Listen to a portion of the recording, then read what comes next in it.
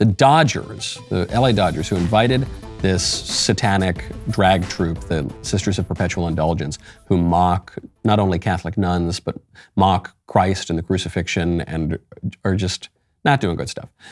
Invited them to be honored for Pride Month at Dodger Stadium.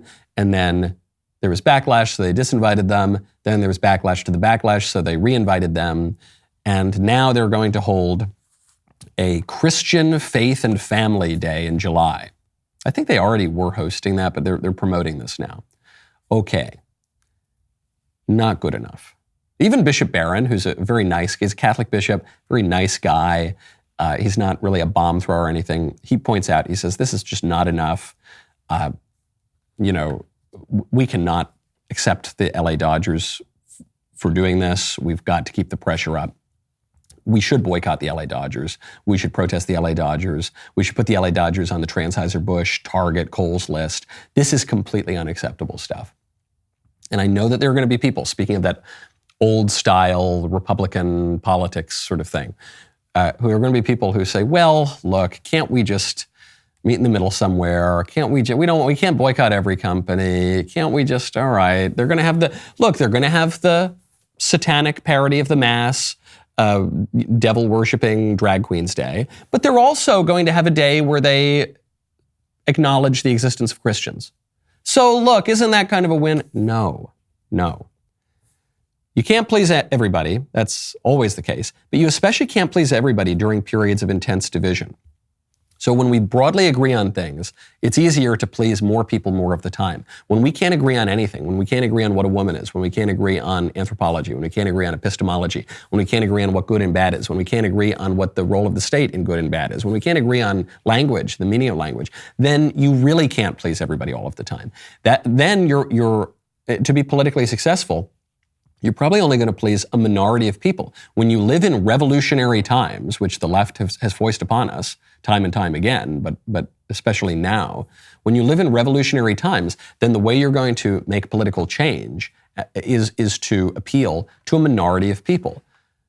At all times, it is a minority of people who make revolutionary change. Think of the Bolsheviks who dishonestly presented themselves as a majority. They were a distinct minority of people.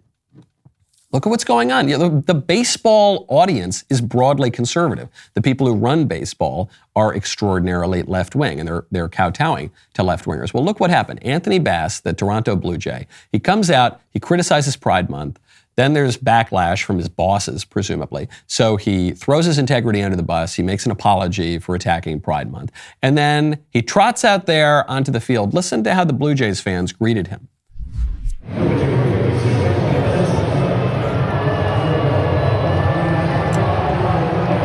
So you can hear one boo in particular.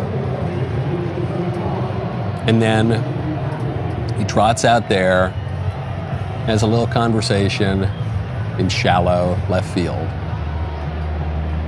Okay. It's sometimes a little hard to make out what the audience is saying here. But then it becomes a little clearer. As he's trotting from shallow left field out to the pitcher's mound, you hear the boos. Why was he booed? He was booed because now nobody supports him. People are raving about Genucel skincare.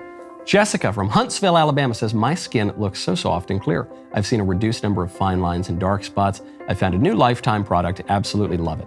Genucel skincare uses a one-of-a-kind proprietary flower base developed by the founder and pharmacist, who is a great guy, by the way. It comes along with rare botanical extracts and powerful antioxidants for skincare results that work, guaranteed. I said I would not endorse the product if I could not try it, if I were not impressed by the product. And also, fellas, I know sometimes men are a little skeptical of getting into cosmetics too much. Even slightly more men than women use Genucel, and for good reason. Genucel's most popular package is available to you today for 70% off, 70, at genucel.com/KnowlesYT.